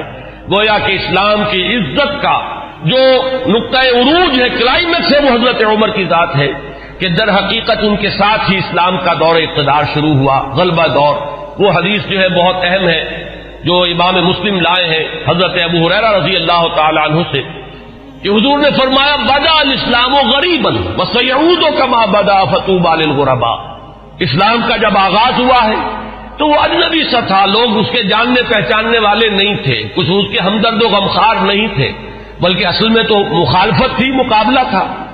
حضور نے فرمایا کہ اب اگرچہ دور آ گیا ہے کہ اسلام کو غلبہ حاصل ہو گیا، لیکن عنقریب اسلام پھر اسی حالت کو لوٹ جائے گا۔ تو تہنیت ہو، مبارکباد ہو، خوشخبری ہو ان لوگوں کے لیے جو جب اسلام حالت غربت کو پہنچ جائے تو وہ بھی اسلام کے دامن سے وابستہ رہے، چاہے وہ خود بھی لوگوں کے اندر جو ہے ان کو پہچانا نہ جائے، اجنبی ہو کر رہ جائیں، انہیں دقیانوسی کہا جائے، لیکن وہ اسلام کے دامن سے وابستہ رہے، ان کے لیے تہنیت اور مبارکباد ہے۔ اس حدیث میں سمجھیے تو یوں کہا جا سکتا ہے کہ حضرت عمر ہے وہ حد فاصل، کہ وہ بدا الاسلام غریباً سے اسلام کا جو دور اقتدار شروع ہو رہا ہے، غلبے کا دور، قوت اور عزت کا دور، وہ حضرت عمر کی ذات سے ہے، اور پھر جو ڈھلوان شروع ہو گئی ہے وہ بھی حضرت عمر رضی اللہ تعالیٰ عنہ کی شہادت سے۔ واخرج الطبرانی عن ابن عباس رضی اللہ عنہما قال اول من جہر بالاسلام عمر بن الخطاب، سب سے پہلے جس شخص نے اسلام کا اعلان کیا علی الاعلان وہ حضرت عمر ہے۔ یہ حضرت عبداللہ ابن عباس رضی اللہ تعالیٰ عنہما کا قول ہے۔ ہجرت کے ضمن میں بھی ایک روایت ہے، میں چاہتا ہوں کہ اگرچہ اس کا ذکر پہلے بھی آیا ہے لیکن آج لفظاً میں سنا دینا چاہتا ہوں۔ اخرج ابن عساکر عن علی رضی اللہ عنہ، اس روایت کے راوی حضرت علی ہیں۔ قال ما علمت احد هاجر الا مختفیا الا عمر بن الخطاب، حضرت عمر فرماتے میں نہیں جانتا کسی بھی شخص کو مگر یہ کہ اس نے ہجرت کی ہے خفیہ طریقے پر سوائے عمر بن الخطاب، یعنی جو بھی ہجرت کے لیے نکلتا تھا خفیہ طریقے سے نکلتا تھا، لوگوں کو معلوم نہ ہو جائے، خام خواہ راستہ روکیں گے، کوئی تکلیف پہنچائیں گے، سوائے حضرت عمر کے۔ اب آپ اس حضرت علی رضی اللہ تعالیٰ عنہ کی زبان سے حضرت عمر کی جو ہجرت ہے اس کا پورا واقعہ سنیے۔ فَإِنَّهُ لَمَّا هَمَّ بِالْهِجْرَةِ، اس لیے کہ جب حضرت عمر نے ارادہ کیا ہجرت کا، تقلد سیفہ، تو انہوں نے اپنی جو ہے تلوار جو ہے وہ لی، گردن میں ڈالی، وَتَنَكَّبَ قَوْسَهُ، اپنی کمان جو ہے وہ اپنے کندھے میں ڈالی، وَانْتَقَضَ فِي يَدِهِ أَسْهُمًا، اور اپنے ہاتھ میں تیر بھی لے لیے تیار کہ کمان سے کے ساتھ جو ہے وہ تیر جو ہے ہاتھ میں موجود ہو۔ وَأَتَى الْكَعْبَةَ، اور آئے وہ مسجد حرام میں کعبے کے پاس، وَأَشْرَافُ قُرَيْشٍ بِفِنَائِهَا، اور قریش کے بڑے بڑے سردار جو ہیں وہ کعبے کے صحن میں، یہی جس وقت مسجد حرام کہلاتی ہے، خانہ کعبہ تو وہی گھر ہے، اس کے ساتھ جو صحن ہے یہ فنا ہے اس کا صحن ہے۔ فطاف سبعا، تو 7 چکر لگائے حضرت عمر رضی اللہ تعالیٰ عنہ نے اسی کیفیت کے اندر خانہ کعبہ کے۔ ساتھ ہی آپ کو معلوم ہوگا اشواط ہوتے ہیں جب عمرے کے لیے یا حج کے اندر جب بھی وہ طواف کیا جاتا تو ساتھ ہے۔ ثم صلی رکعتین عند المقام، پھر مقام ابراہیم کے پاس آ کر پورے سکون سے 2 رکعتیں پڑھی۔ ثم اتی حلقہم واحد واحدۃ، پھر جو لوگ بیٹھے ہوئے تھے ایک ایک کے پاس آ کر انہوں نے کہا فقالت شاہق الوجوہ، لوگ چہرے جو ہیں وہ کملا گئے، عزت ختم ہوئی، اور اس کے بعد فرمایا من اراد ان تسکلہ امہ او ییتم ولدہ او ترمل زوجتہ، جس شخص کی بھی یہ خواہش ہو کہ اسے روئے اس کی ماں اور یتیم ہو جائے اس کے بچے اور بیوہ ہو جائے اس کی بیوی، فلیلقنی وراء ھذا الوادی، تو وہ آئے اور اس وادی کے پیچھے ذرا مجھ سے مقابلہ کر لے۔ یہ اعلان کر کے ذرا الفاظ غور کیجئے، جس کا بھی ارادہ ہو، جو چاہتا ہو کہ اسے اس کی ماں روئے اور اس کے بچے یتیم ہو جائے اور اس کی بیویاں یا بیوی جو ہے وہ بیوہ ہو جائے، تو ذرا آ جائے میرا مقابلہ کر لے۔ فرمایا حضرت علی فرماتے فما تبعہ منہم احد، ان میں سے کسی کو یہ جرأت نہیں ہوئی کہ وہ حضرت عمر کا پیچھا کرتا۔ اس کے بعد اب چند احادیث میں آپ کو سنا رہا ہوں جو حضرت عمر کی شان میں، اگرچہ امام سیوطی نے تو یہ بہت سے اس میں نقل کیے ہیں، لیکن میں یہ چاہتا ہوں کہ صرف صحاح کی جو روایات ہیں وہ آپ کو سناؤں۔ باقی یہ کہ ابن عساکر اور حاکم مختلف اور طبرانی یہ جو یعنی کتابیں حدیث کی ہیں جن کا درجہ بہرحال وہ نہیں ہے، وہ آپ میں سے جس کو بھی شوق ہوگا وہ اس کو اپنے طور پر مطالعہ کر لے گا، لیکن یہ روایات جو ہیں یہ تو متفق علیہ۔ اخرج الشیخان عن ابی ہریرہ رضی اللہ عنہ،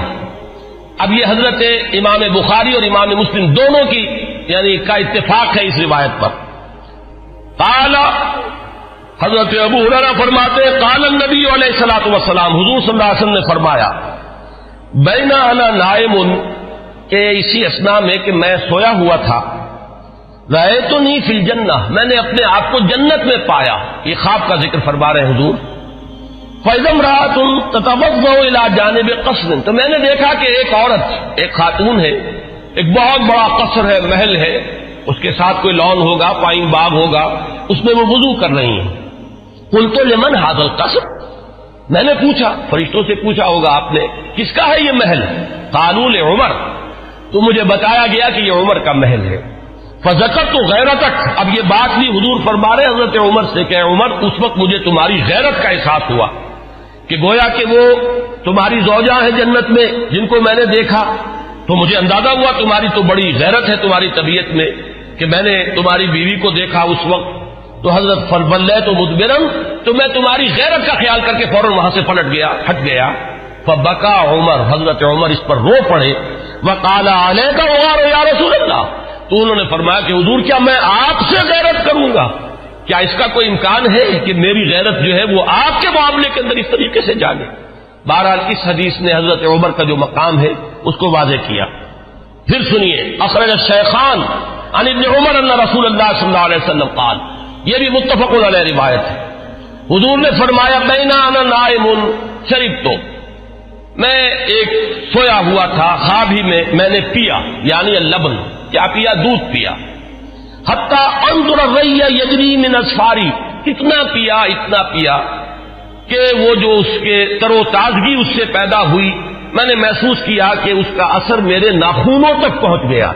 وہ تازگی جو ہے یا وہ قوت جو حاصل ہوئی اس سے وہ میرے ناخنوں سے ٹپک رہی ہے، بہہ رہی ہے۔ ثم ناولتہ عمر، پھر میں نے وہ پیالہ جو ہے وہ عمر کو دے دیا۔ قالوا فما اولتہ یا رسول اللہ، صحابہ نے پوچھا حضور آپ نے اس خواب کی کیا تعبیر کی؟ قال العلم، حضور نے فرمایا وہ پیالہ وہ علم کا پیالہ ہے جس سے میں نے سیر ہو کر پیا، اور پھر میں نے وہ پیالہ عمر کے حوالے کر دیا اور اس نے اس سے پیا۔ پھر سنیے تیسری حدیث، اخرجہ الشیخان، پھر اس حدیث کے راوی بھی دونوں ہیں امام بخاری امام مسلم، عن ابی سعید الخدری رضی اللہ عنہ، حضرت ابو سعید خدری فرماتے ہیں قال سمعت النبی صلی اللہ علیہ وسلم، حضور صلی اللہ علیہ وسلم سے میں نے خود سنا، یقول، یہ فرماتے ہوئے بین انا نائم رأیت الناس عرضوا علی وعلیہم قمص، میں سویا ہوا تھا، میں نے دیکھا بہت سے لوگ میرے سامنے پیش کیے گئے، انہوں نے قمیصیں پہنی ہوئی ہیں لیکن ان قمیصوں کا سائز جو ہے بڑا مختلف ہے۔ فمنها ما يبلغ الصدى، ان میں سے کچھ ایسے بھی تھے کہ جن کی قمیضیں صرف سینے تک پہنچتی تھیں۔ ومنها ما يبلغ دون ذلك، بہت سے ایسے تھے جن کی قمیضیں لمبی تھیں، اس سے زیادہ تھیں۔ وعرض علی عمر، اور اب میرے سامنے عمر کو پیش کیا گیا، وعلیہ قمیص یجرہ، ان پر اتنی لمبی قمیص تھی، اتنی لمبی قمیص پہنی ہوئی تھی، زیب تن کیے ہوئے تھے کہ وہ اسے گھسیٹ رہے تھے، یعنی وہ پیچھے پیچھے جو ہے، جیسے کہ پچھلے زمانے کے اندر بادشاہوں کا رواج ہوتا تھا ان کے، اور یہ ہمارے ہاں بھی جو جانگلیوں میں آپ نے دیکھا ہوگا تہمت جو ہے وہ زمین میں گھسٹتا ہوا چلے اپنے فخر اور غرور کے اظہار کے لیے، وہ نقشہ جو ہے کہ وہ اپنے اس قمیص کو گھسیٹ رہے ہیں۔ قالا، تو لوگوں نے پوچھا قالوا فما اولتہ یا رسول اللہ، حضور آپ نے اس کی کیا تعبیر فرمائی؟ قالا دین، حضور نے فرمایا دین ہے، یہ لوگوں کے حصے میں دین کے مختلف حصے آئے ہیں، کسی کے پاس بہت ہے، کسی کے پاس کم ہے، کسی کے پاس زیادہ ہے۔ حضرت عمر رضی اللہ تعالی عنہ کو اللہ تعالی نے دین کی دولت سے جس درجے سرفراز فرمایا وہ اس حدیث میں اس تمثیل سے واضح ہوئی۔ پھر سنیے، یہ بھی پھر متفق علیہ روایت ہے، یہ میں چاہتا ہوں کہ آپ حضرات کے سامنے یہ چیزیں آئیں تو اس پوری سند کے ساتھ آئیں، کس درجے کی یہ روایات ہے، یہ کہانیاں نہیں ہے، یہ صرف زور خطابت نہیں ہے کہ جو لوگ اپنے انداز کے اندر آپ حضرات کے سامنے بیان کرتے ہو، بلکہ یہ کہ یہ حقائق ہیں وہ کہ جو ہمارے ہاں مستند ترین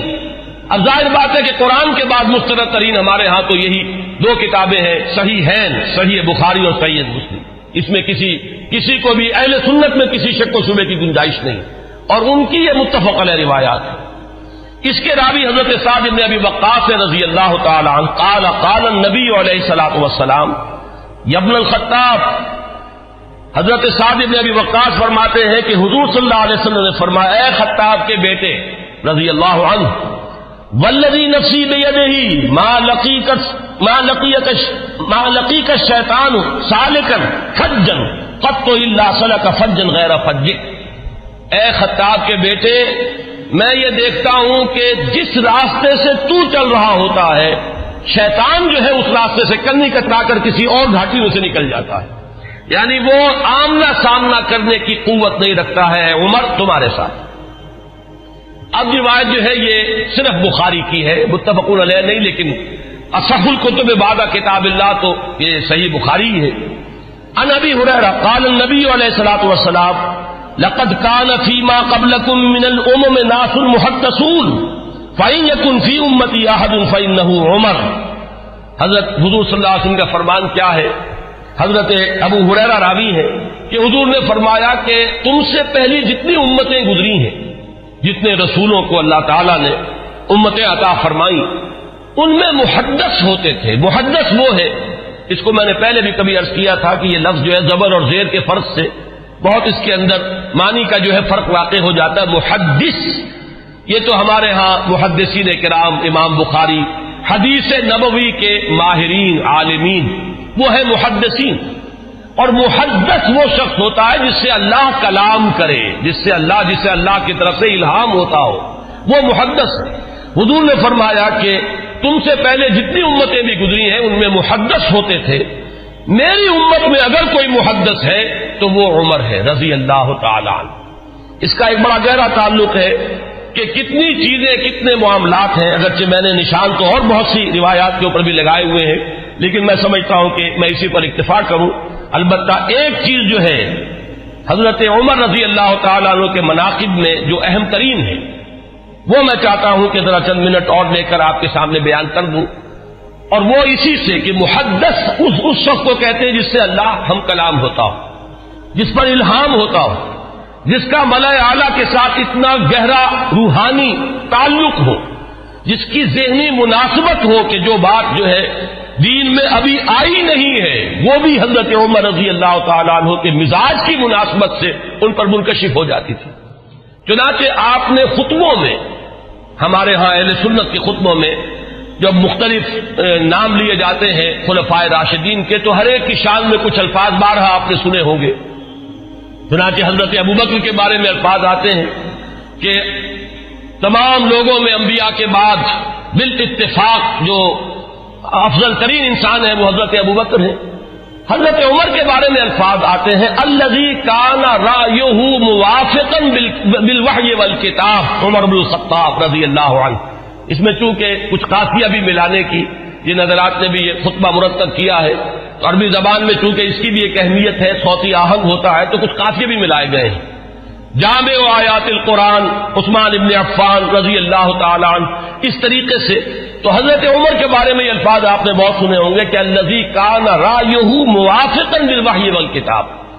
وہ شخص کے جس کی رائے وحی اور کتاب کے موافق تھی. میں نے ایک مرتبہ یہ عرض کیا تھا اور آج پھر جسارت کر رہا ہوں کہ غیر شعوری طور پر ان الفاظ نے حضرت عمر کا درجہ گھٹا دیا ہے، اس لیے کہ یہ شان تو ہر صحابی کی ہے. ہو ہی نہیں سکتا کہ وحی اور کتاب کے موافق ان کی رائے نہ ہو. جب وحی اور کتاب آ گئی تو اب کسی صحابی کی یہ شان ہے ہی نہیں. جیسے کہ قرآن مجید میں فرمایا گیا کہ ما کان لمؤمن ولا مؤمنۃ اذا قضى الله امرا ان يكون له الخيرة في امره. جب اللہ اور اس کے رسول کی طرف سے کوئی فیصلہ صادر کر دیا جائے، پھر کسی مومن اور مومنہ کے لیے یہ ممکن ہی نہیں ہے کہ اس کے بعد بھی وہ کوئی اپنا اختیار سمجھے اور اپنی کوئی رائے علیحدہ رکھے. تو اس حد تک تو حضرت عمر کی بات بھی اگر ہے تو وہ تو تمام صحابہ کے ساتھ ہے. اصل شان تو یہ ہے کہ الذی کان الوحی والکتاب موافقا برائیہ. حضرت عمر کی شان یہ ہے کہ وحی اور کتاب نازل ہوئی ہے ان کی رائے کی موافقت میں. ایک رائے ان کی طرف سے پہلے آئی ہے اور کلام اللہ میں وہ حکم اس کے مطابق نازل ہو گیا ہے. ظاہر بات ہے کہ اس کا سبب نزول یہ نہیں ہے کہ حضرت عمر نے یہ فرمایا معاذ اللہ،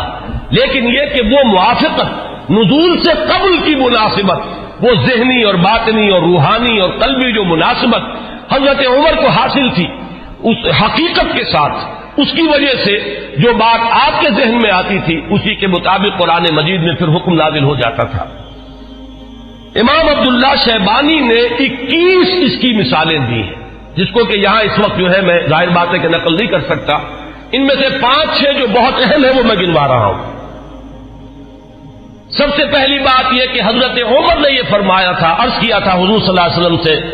لَاتَّخَذْنَا مِن مقام ابراہیم مصلی، حضور کیا ہی اچھا ہو اگر ہم مقام ابراہیم کو اپنی جائے نماز بنائیں، ہم یہاں پر نماز ادا کیا کریں. فنزلت، اور اس کے بعد یہ آیت نازل ہو گئی وَاتَّخِذُوا مِن مقام ابراہیم مصلی. یہ الفاظ جو ہے تقریباً بالکل وہی ہے کہ جو الفاظ حضرت عمر نے اپنے قول میں استعمال کیے تھے، بالکل اسی کے مطابق یہ وہی نازل ہوئی. اسی طرح دوسری بات حضرت عمر ہیں جنہوں نے حضور صلی اللہ علیہ وسلم سے فرمایا، عرض کیا تھا یا رسول اللہ يدخل على نسائك البر والفاجر فلو امرتهن ان يحتجبن، کہ حضور آپ کے گھروں میں مومن بھی آتے ہیں، منافق بھی آ جاتے ہیں، نیک بھی آتے ہیں اور فاجر قسم فاسق قسم کے لوگ بھی آ جاتے ہیں، تو کیا ہی اچھا ہو اگر آپ اپنی ازواج کو پردے کا حکم دیں. فنزلت آیت الحجاب، اس کے بعد جو ہے وہ حجاب والی آیت نازل ہو گئی. نمبر 3، وَاجْتَمَعَ نِسَاءُ النَّبِيِّ علیہ الصلوۃ والسلام فِي الْغِیرَةِ قُلْتُ، حضرت عمر یہ فرماتے ہیں کہ جب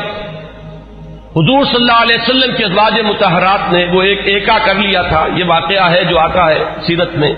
حضور صلی اللہ علیہ وسلم سے نان نفقے کے مطالبے کے لیے کہ کچھ ہمارا بھی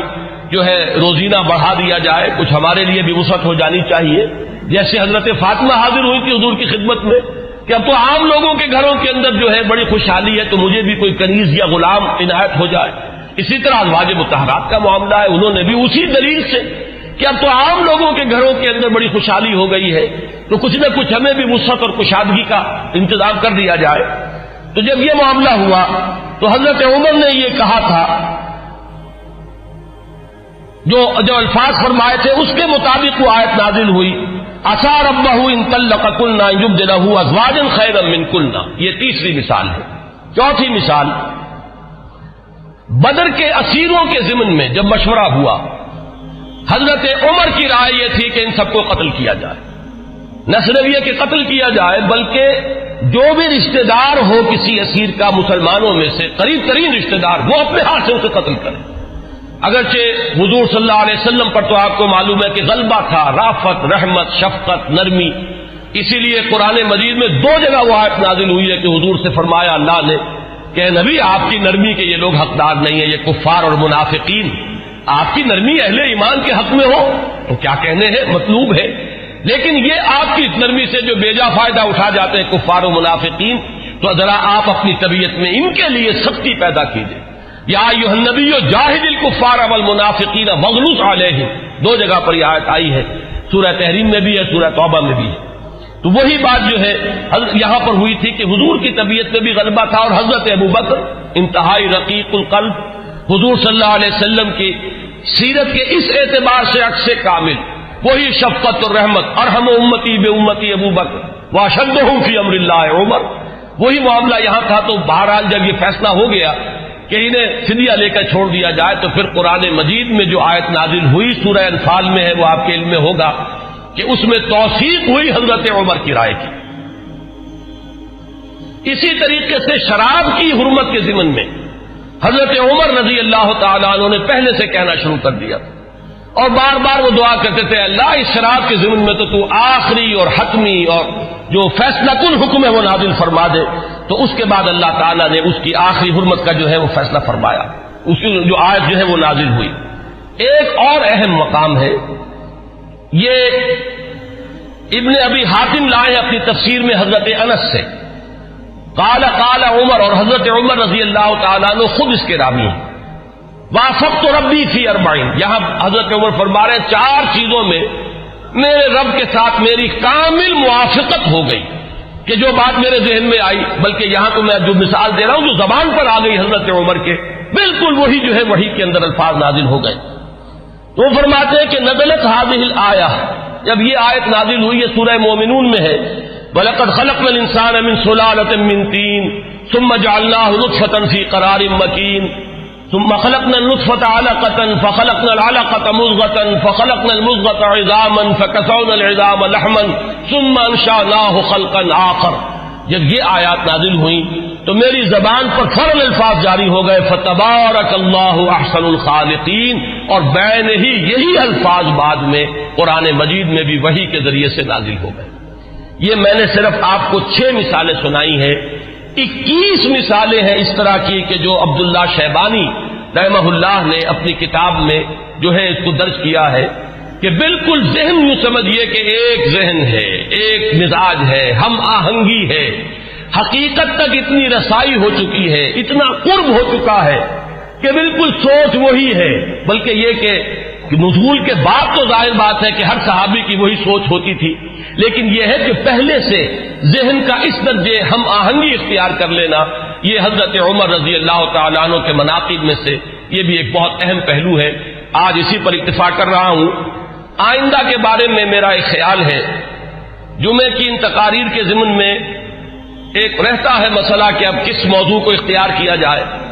میرا ارادہ یہ ہے کہ آئندہ سے جو سب سے اہم اور بنیادی موضوع ہے ہمارے دین کا، ایمان اور اس کی حقیقت اور اس کے لوازم اور اس کے تقاضے، اور اس میں بڑی اہم بحثیں ہیں کہ ایمان کا عمل سے کوئی تعلق ہے یا نہیں، اور ہے تو کیا ہے، ایمان کا لازمی نتیجہ جہاد ہے یا نہیں، وہ اس کے لیے کیا دلیل ہے،